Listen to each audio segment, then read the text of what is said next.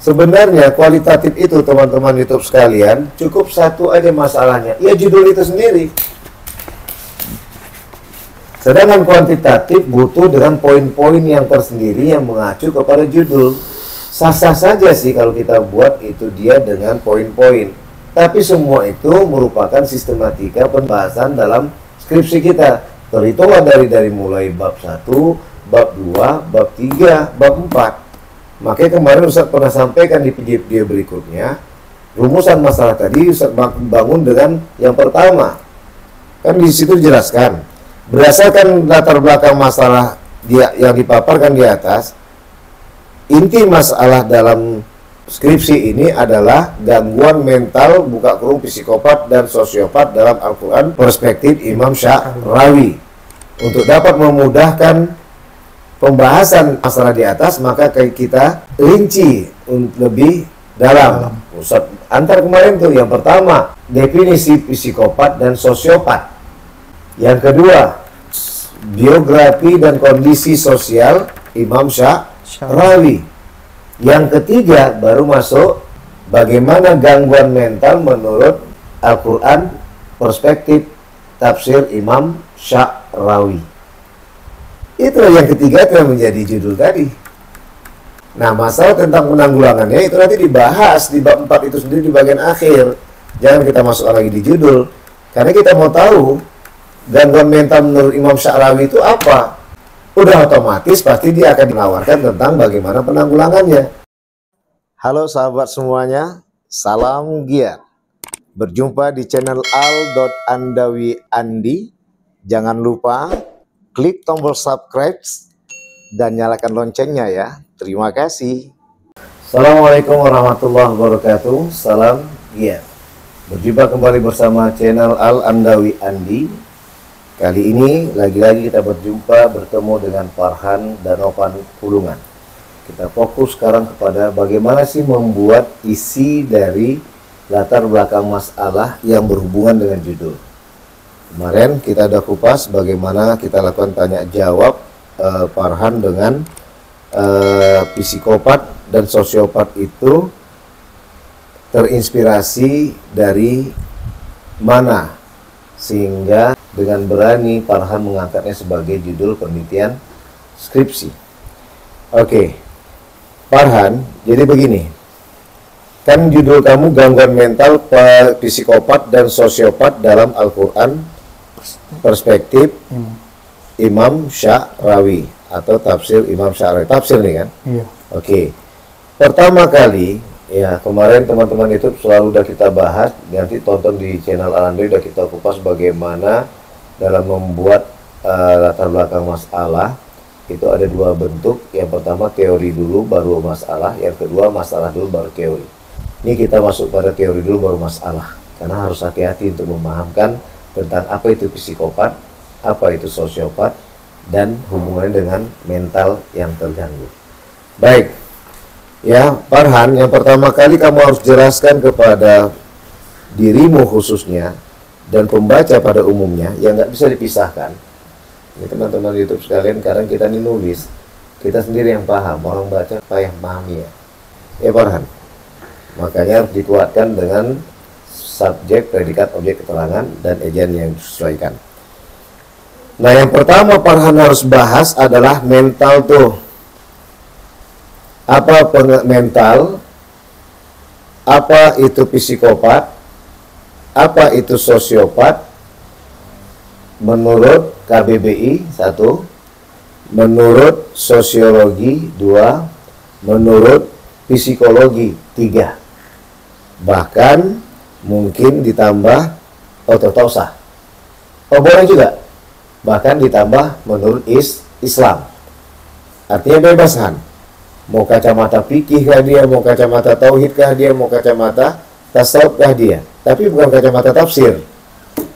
Karena tafsir nanti Farhan itu masukkan di bab 4. Misalnya di bab 4 itu adalah psikopat dan sosiopat dalam Quran perspektif Imam Sya'rawi.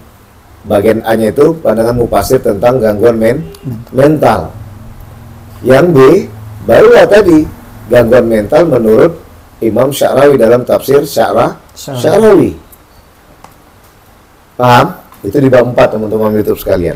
Namun di sini kita kupaskan bagaimana apa itu mental, apa itu psikopat, apa itu sosiopat, menurut KBBI, menurut sosiologi, menurut psikologi, dan menurut Islam. Tapi jangan sekali-sekali masukkan pandangan mufasir, khususnya pandangan mufasir Imam Sya'rawi dalam tafsir Sya'rawi. Kenapa? Kalau itu udah kamu bahas, batal. Udah bisa dipahami? Ya, baru nanti kamu tutup seperti Ustaz bilang tadi di sini. Al-Quran dalam soal Ahqaf atau Quran surat 46 ayat 13 telah menyampaikan bahwa hamba Allah yang melakukan ihsan tidak akan memiliki rasa cemas dan sedih hati, sehingga kondisi mentalnya terawat dengan rapi. Itu penutup dari teori. Itu maksud saya tadi dalam Islam yang kamu ambil dari Quran. Baru masuk kepada yang bagian kedua adalah masalah. Banyak institusi seperti psikologi dan psikiater telah mempelajari berbagai masalah yang berkaitan dengan penyakit mental dan solusinya. Psikolog menangani masalah gangguan mental dalam subdisiplin khusus psikologi modern yang disebut dengan psikopatologi atau abnormal psikolog. Ini dipancing nih, ya kan? Baru masuk yang kalimat berikutnya. Masalah gangguan mental telah terjadi di salah satu warga yang berdomisili di daerah Tiongkok. Itu dapat dari mana? Berita di web. Ambil nanti. Udah ada ya? Udah. Di Tiongkok yang melakukan perbuatan yang sadis. Ini kan kita jaga nih bahasanya. Yang telah memblender seekor kucing milik istrinya karena merasa terganggu dengan keberadaan kucing tersebut. Buatlah 2. Dari jurnal apa? Jurnal apa, artikel atau website apa itu ya? Website. Nah, udah. Gangguan mental seperti ini dikenal dengan psikopat.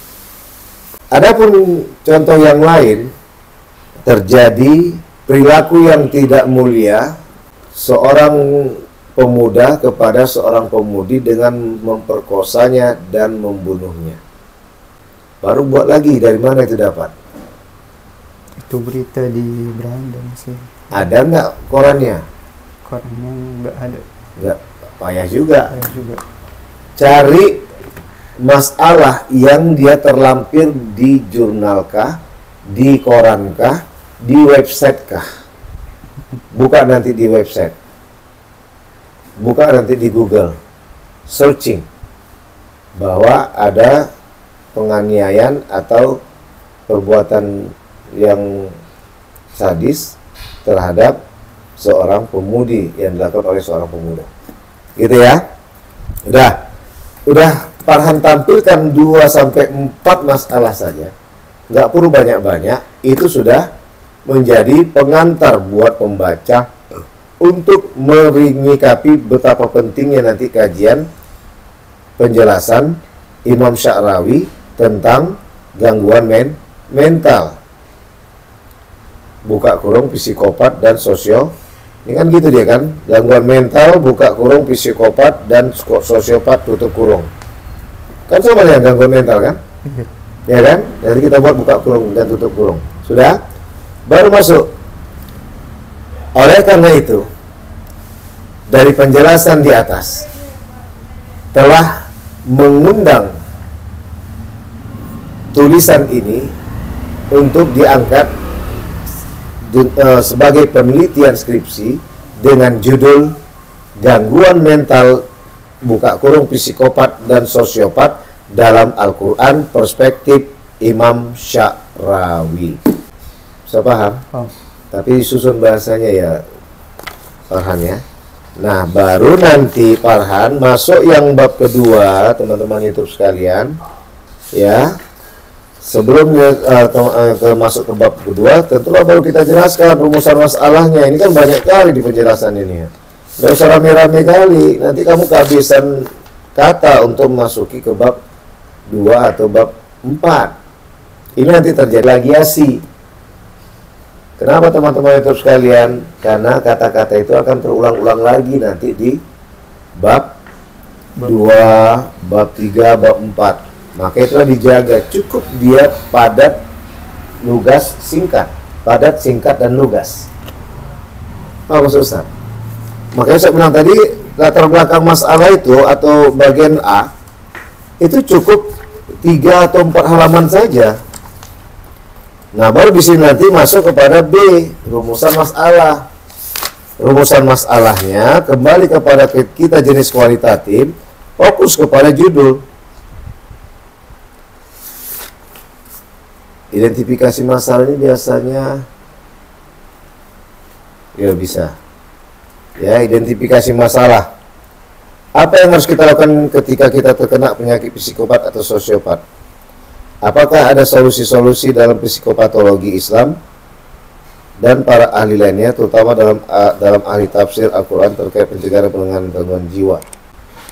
Identifikasi masalah. Baru fokus pada rumusan masalah. Berdasarkan latar belakang yang telah dipaparkan di atas, maka rumusan masalah yang diangkat adalah bagaimana menanggulangi gangguan mental buka kurung psikopat dan sosiopat dalam Al-Quran perspektif Imam Sya'rawi, serta apa yang menjadi penyebab dan faktor gangguan mental tersebut. Nggak usah dibuat dua, karena kita fokus nanti ke Imam Sya'rawi. Ngerti? Paham. Ngerti? Ini nanti kalau kita ikuti 1-2, nanti berurutan dengan kuantitatif. Sebenarnya kualitatif itu teman-teman YouTube sekalian, cukup satu aja masalahnya, ya judul itu sendiri. Sedangkan kuantitatif butuh dengan poin-poin yang tersendiri yang mengacu kepada judul. Sah-sah saja sih kalau kita buat itu dia dengan poin-poin. Tapi semua itu merupakan sistematika pembahasan dalam skripsi kita. Terhitunglah dari mulai bab 1, bab 2, bab 3, bab 4. Makanya kemarin Ustaz pernah sampaikan di video berikutnya, rumusan masalah tadi Ustaz bangun dengan yang pertama. Kan di situ dijelaskan berdasarkan latar belakang masalah yang dipaparkan di atas, inti masalah dalam skripsi ini adalah gangguan mental buka kurung psikopat dan sosiopat dalam Al-Quran perspektif Imam Sya'rawi. Untuk dapat memudahkan pembahasan masalah di atas, maka kita rinci lebih dalam. Ustaz antar kemarin tuh yang pertama definisi psikopat dan sosiopat, yang kedua biografi dan kondisi sosial Imam Sya'rawi, yang ketiga baru masuk bagaimana gangguan mental menurut Al-Quran perspektif tafsir Imam Sya'rawi. Itulah yang ketiga yang menjadi judul tadi. Nah, masalah tentang penanggulangannya itu nanti dibahas di bab 4 itu sendiri di bagian akhir. Jangan kita masukkan lagi di judul. Karena kita mau tahu gangguan mental menurut Imam Sya'rawi itu apa. Udah otomatis pasti dia akan menawarkan tentang bagaimana penanggulangannya. Ngerti ya? Ngerti kan? Paham. Ya. Jadi inilah yang Ustadz kembalikan biar Farhan jangan bingung. Makanya masuk seorang pakar politik sosial di UGM, Mas Bayu Dardias, itu mengatakan ya sejatinya kualitatif itu cukup satu saja masalahnya, judul itu sendiri. maka dia variabelnya satu kalau kualitatif. Kalau kuantitatif itu variabelnya dua. Semakin tinggi kita belajar, semakin cepat untuk dapat menanggulangi kebodohan. Tapi kalau tak tinggi dia belajar, bodoh terus, kan gitu. Itu variabel itu dia. Maka Sapriandi dari channel Al-Andawi Andi memberanikan diri, bila ada kupasan tentang 1, 2, 3, sejatinya itu adalah satu. Makanya metode yang kita gunakan sendiri ala Sapriandi adalah masuk bagian dari seluruh skripsi, dari bab 1 dengan bab 2, bab 3, bab 4. Bab 1, bab 2 ini gabunglah dia dengan menjelaskan di bab 2-nya. Pengertian gangguan mental, buka kurung, psikopat dan sosiopat. Karena nggak secara umum dari mulai KBBI, apa kan jelas. Kurang lebih nanti bab 2 itu 25 halaman. Iya. Baru nanti bab 3-nya kurang lebih 12 halaman. Baru nanti syukur-syukur dapat 10 sampai 15 halaman. Jadi kurang lebih 65 halaman semua dengan 3 halaman di bab 5 atau 1,5 halaman di bab 5. Jadi kurang lebih skripsi itu sebanter-banternya adalah 60 halaman, 65 lah. Dari Pami. Ya, nah rumusan masalah ya, ini bagi ini B nih Farhan, bukan 2. Ini nanti masuk 1, 2, 3, baru nanti C. Ya tengok lagi nanti video Ustaz. Tujuan penelitian senada dengan rumusan masalah, batasan masalah nggak usah lagi dibahas, nanti tengok betul-betul ya kawan-kawannya. Baru masuk nanti pada metode ini manfaat penelitian. Ya udah masuk nanti biasa dengan Tinjauan pustaka. Ini kamu udah tengok di pedoman tulisan web? Belum kan? Udah. Memang kayak gini? Ada tinjauan pustaka, tengok di situ juga. Iya. Nah, kajian terdahulu. Iya. Nah, kajian terdahulu tinjauan pustaka buatlah per poin. 1, 2, 3, 4, 5. Jadi orang enak melihatnya, jangan peralinia seperti ini. Ya, ini kan peralinia nih. Tinjauan pustaka. Dalam kajian pustaka terdapat pemaparan mengenai referensi dan kajian. Untuk dapat mendukung penelitian ini, maka akan kita paparkan kajian-kajian penelitian terdahulu. 1. Sampaikanlah, misalnya nama siapa, judulnya apa, bersinggungan kan ini kan? Ini dibuat per poin ya, 1, 2 gitu ya. Nah, jadi jangan rame kali, cukuplah 5 sampai paling banter 10 lah. Paling banyak kali tuh. Kalau Ustaz rasa 5 aja udah cukup, menandakan bahwa saya sangat pentingnya ini dibahas, dan ternyata judul yang kita punya belum dibahas oleh mereka. Itu tujuan tinjauan pustaka dan kajian terdahulu teman-teman itu sekalian. Yang pertama adalah pentingnya dibahas, dan yang kedua bahwa kita punya belum dibahas. Siapa dia? Kita mengangkat tokoh Imam Sya'rawi. Dalam tafsir Sya'rawinya berbicara tentang Al-Quran mampu menanggulangi gangguan mental. Gitu ya, sudah itu saja metode penelitian dengan dibahas dari pertama jenis penelitiannya apa. Ini dia disebutkan. Ya nanti dibuat jenis penelitian. Penelitian ini menggunakan jenis penelitian kualitatif label research atau perpustakaan. Ini. Ya, dibuat nanti gitu. Ya. Yang kedua, Pakai sub lagi nggak? iyalah buatlah. Udah. Ya, tapi satu lah. 1, Oh, itu berarti yang 2. Adapun sumber data yang dimiliki dalam penelitian ini ada 2. Yang pertama, sumber data primer. Yang kedua, ini pun tak dipelajari di video Ustaz. Bukan di channel Al-An. Belum kan? Rapi dalam menulis penelitian dan makalah. Ngerti Han? Ya. Sumber data primer. Tadi udah kita bahas. Kedua, sumber data sekunder. Sumber data primer itu tadi bahwa kitab tafsir tersebut. Iya. Bila mempunyai, bila mempunyai yang lain dan ada beberapa paragraf yang dibahas tentang gangguan mental, ambil walaupun bukunya bukan buku tafsir, tapi kan penulisnya sama, Imam Syarawi. Lanjutkan ya. Ada buku Imam Syarawi selain tafsir? Ada Ustaz. Hah? Ini kan ada pun kitab tafsir yang menjadi rujukan itu ya, tafsir Syarawi dari Syekh. Ada nggak buku dia yang lain selain tafsir? Harus dicari tahu, ya. Baru sumber-sekunder yang kita jelaskan tadi. Ya, sekunder pertama adalah orang yang meneliti Imam Syarawi, tapi dengan judul berbeda, tapi ada di situ tentang gangguan mental, tapi bukan menjadi judul. Kita judul langsung. Judul. Makanya terinspirasi kita membuat judul itu dari ketika kita membaca penelitian orang lain yang dengan judul lain, tapi mengupas tentang gangguan mental. Yang kedua, sumber sekunder kedua adalah orang yang membahas gangguan mental tidak ada hubungannya dengan tokoh kita. Ya. Saya baik.